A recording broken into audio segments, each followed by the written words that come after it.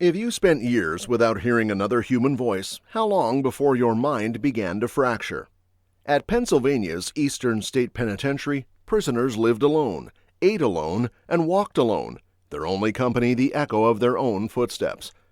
For nearly 150 years, this Gothic cathedral of justice enforced a rule so absolute, so terrifying, that many inmates preferred death over its suffocating embrace. Welcome to Pennsylvania's Eastern State Penitentiary, the world's most silent prison.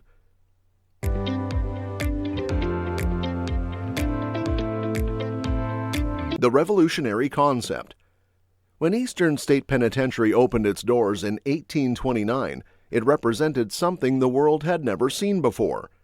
The Philadelphia Society for Alleviating the Miseries of Public Prisons had spent decades crafting what they believed would be the ultimate rehabilitation system.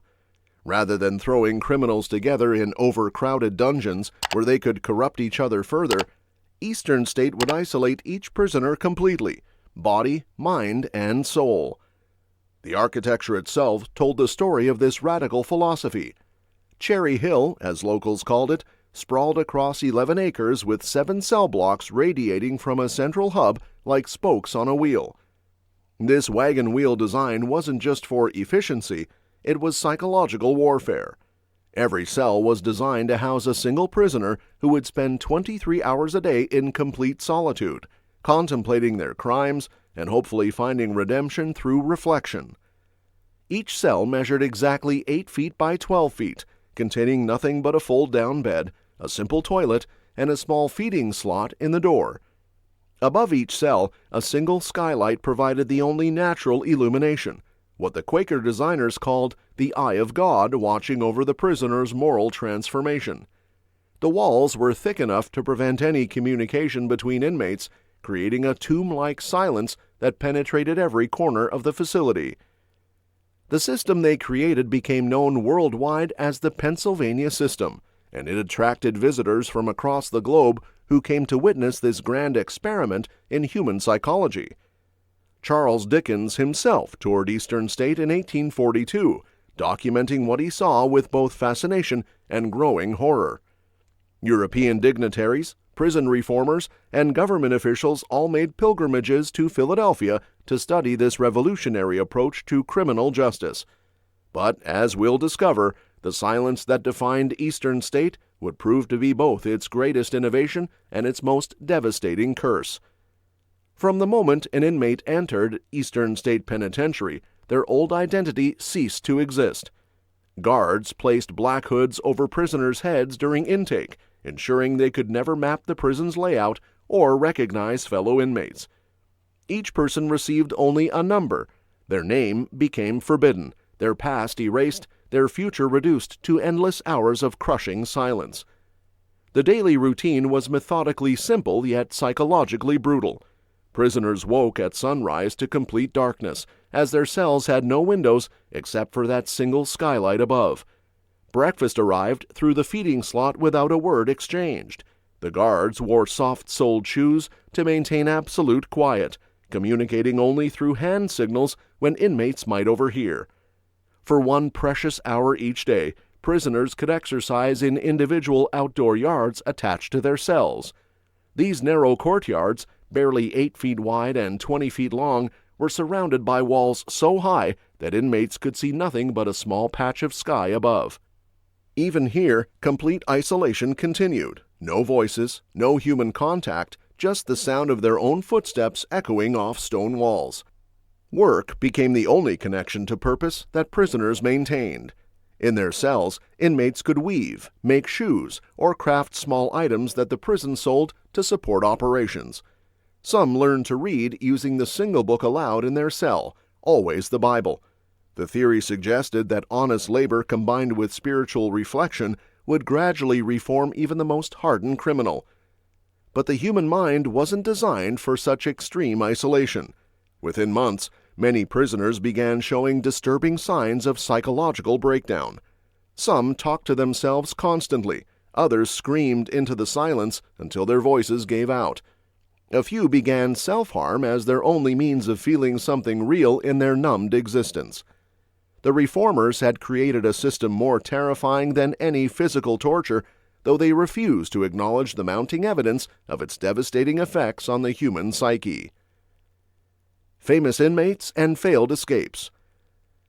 Eastern State's reputation for impenetrable security attracted some of America's most notorious criminals, but none more famous than Alphonse "Scarface" Capone. When the Chicago mob boss arrived in 1929 for carrying concealed weapons, prison officials faced an unprecedented challenge. Capone's wealth and connections made him unlike any prisoner they had handled before. Rather than enforce the strict isolation policy, officials allowed Capone special privileges that completely undermined the Pennsylvania system. His cell resembled a luxury hotel room, complete with expensive furniture, oriental rugs, fine artwork, and even a radio for entertainment. Capone received regular visitors, conducted business meetings, and essentially turned his imprisonment into a comfortable temporary residence. The decision to treat him differently exposed the fundamental contradictions in the prison's supposedly equal treatment philosophy. Willie Sutton, America's most famous bank robber, presented a different kind of challenge entirely. Known for his gentleman bandit persona and his alleged quote about robbing banks because that's where the money is, Sutton arrived at Eastern State with a reputation for elaborate escape attempts. Prison officials implemented extra security measures, but Sutton's criminal ingenuity proved more creative than their precautions. In 1945, Sutton accomplished what many thought impossible. He escaped from Eastern State.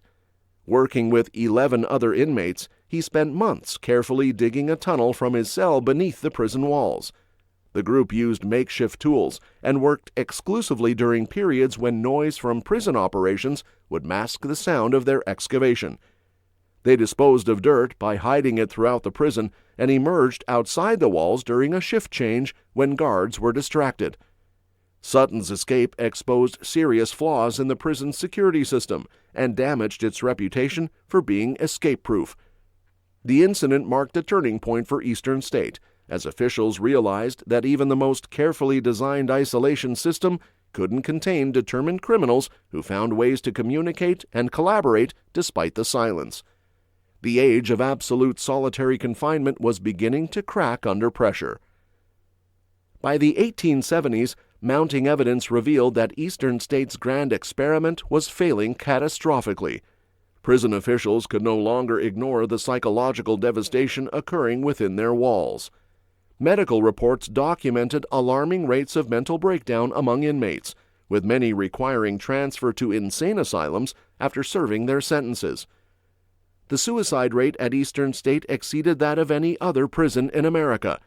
Prisoners found increasingly creative ways to end their suffering, using bedsheets, broken pottery, or even their own clothing. Self-mutilation became common as inmates desperately sought any sensation to break through the numbing emptiness of complete isolation. Some prisoners gouged their eyes, others repeatedly struck their heads against stone walls, and many simply stopped eating entirely. Dr. Benjamin Rush, one of the original advocates for the Pennsylvania system, eventually admitted that the psychological effects were far more severe than anticipated. His studies showed that prolonged isolation produced symptoms nearly identical to severe mental illness, hallucinations, paranoia, complete emotional withdrawal, and in many cases, permanent psychological damage that persisted long after release. International criticism began mounting as European observers reported their findings back home.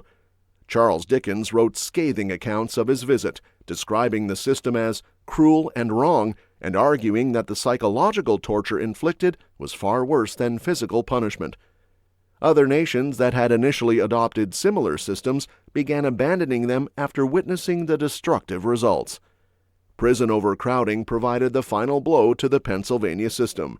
As crime rates increased throughout the late 1800s, Eastern State could no longer maintain individual cells for every prisoner. Officials began housing multiple inmates together, effectively ending the complete isolation that defined the original system. The reformers' noble intentions had created something monstrous, a method of punishment so psychologically devastating that it destroyed minds rather than reforming them. The silence that was meant to inspire contemplation and redemption had instead become a tool of torture that left countless lives permanently shattered. Eastern State Penitentiary officially closed its doors in 1971, ending 142 years of operation that fundamentally changed how the world understood criminal punishment.